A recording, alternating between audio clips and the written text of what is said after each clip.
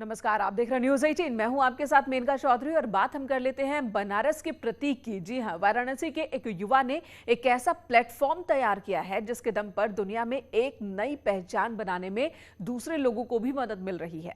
अब तक जिन उत्पादों को अलग अलग जगहों पर लोग ले जाते थे बेचने के लिए, अलग अलग बाजार ढूंढा करते थे, अब उसके लिए एक नया प्लेटफॉर्म तैयार है जिसकी मदद से न सिर्फ उन लोगों को एक नई जगह मिल रही है, नया बाजार मिल रहा है, बल्कि उसका फायदा भी मिल रहा है क्योंकि बिचौलियों को यहां पर उनकी भूमिका कम हुई है।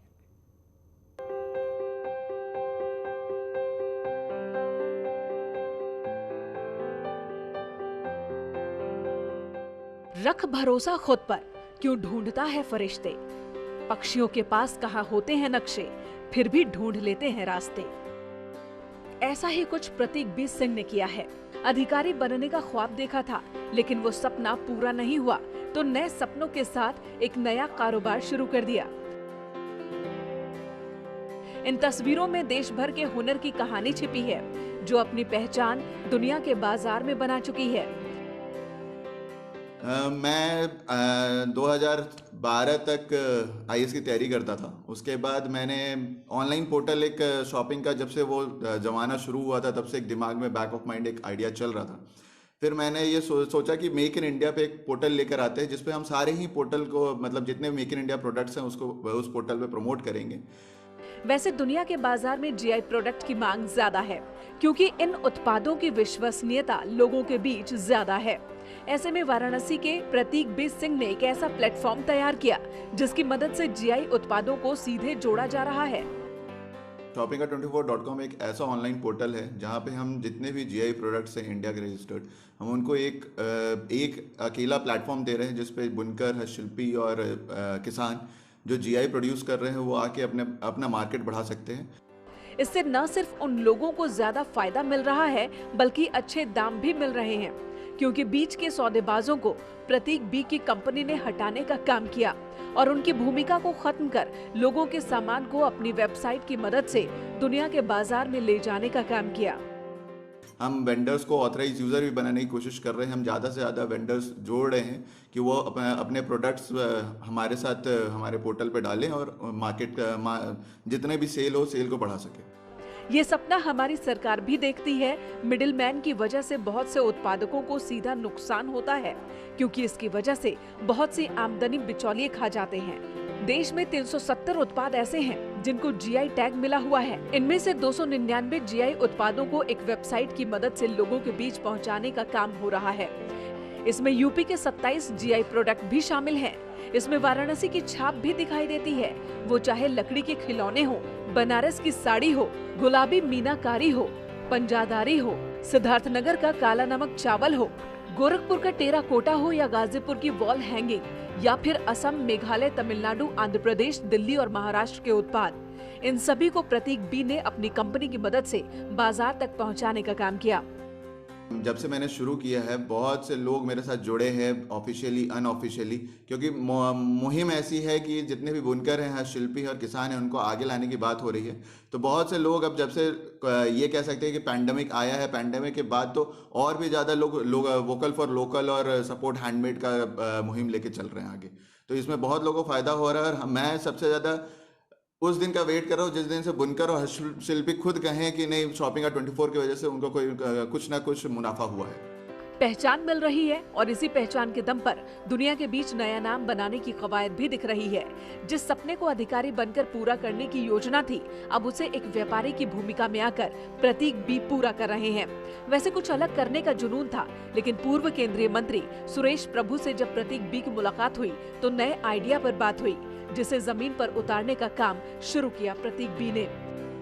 मैंने एक ऐसे ही मिनिस्ट्री में मेल डाला कि मिनिस्ट्री ऑफ कॉमर्स में कि मैं मिनिस्टर सर, उस समय जो एक्स मिनिस्टर थे सुरेश प्रभु जी, उनसे मिलना चाहता हूँ।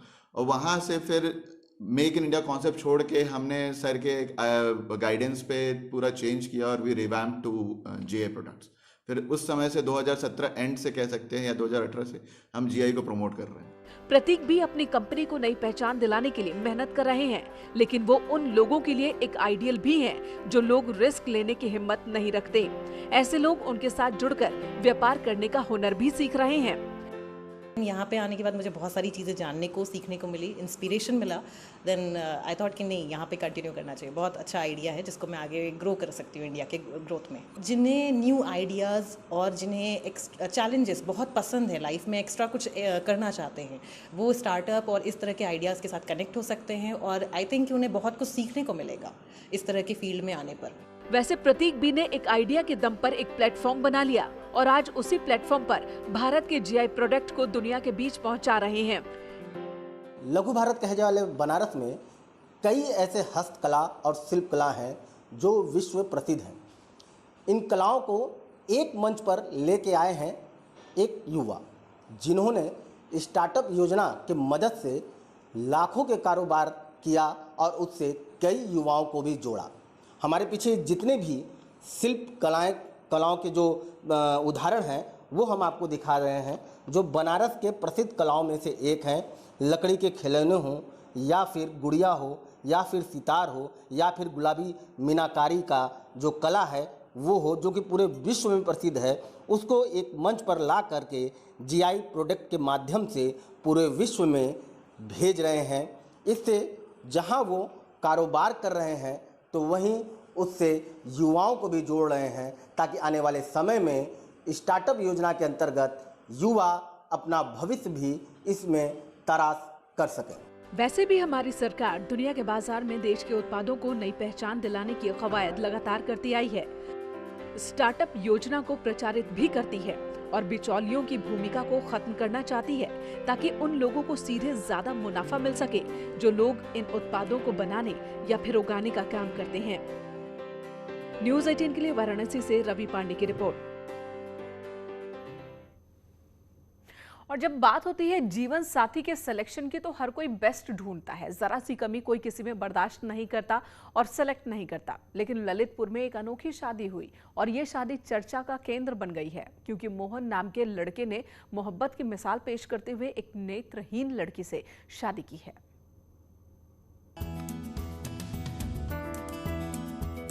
सर पर सहरा और आंखों में नए जीवन के सपने संजाए, ये है ललितपुर के रहने वाले मोहन।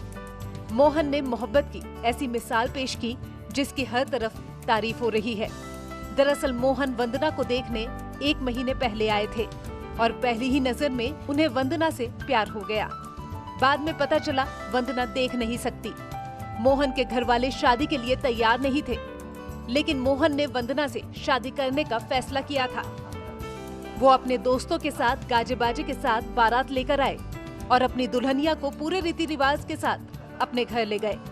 मोहन का कहना है कि वो जल्द ही अपने माता पिता को मना लेंगे। मालूम है हमको कोई भी काम नहीं कर पाती, पर हम करा लेंगे सब।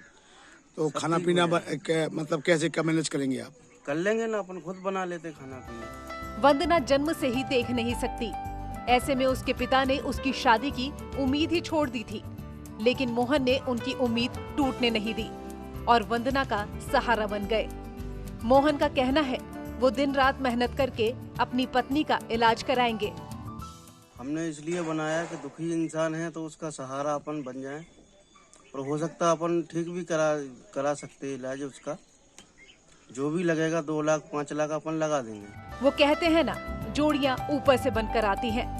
कुछ ऐसा ही समाजवादी पार्टी सांसद आजम खान से मुलाकात की अखिलेश यादव ने लखनऊ में। अखिलेश यादव, और ये सीधे आप सुनिए। हम सब चाहते हैं कि बहुत जल्दी वो स्वस्थ हों, और वहीं हमें ये भी भरोसा है कि जिस तरीके से भारतीय जनता पार्टी ने उनको झूठे मुकदमों में फंसाया है, जितनी भी परेशानी आ सकती थी उन परेशानी लाने का काम भारतीय जनता पार्टी ने सरकार में किया है।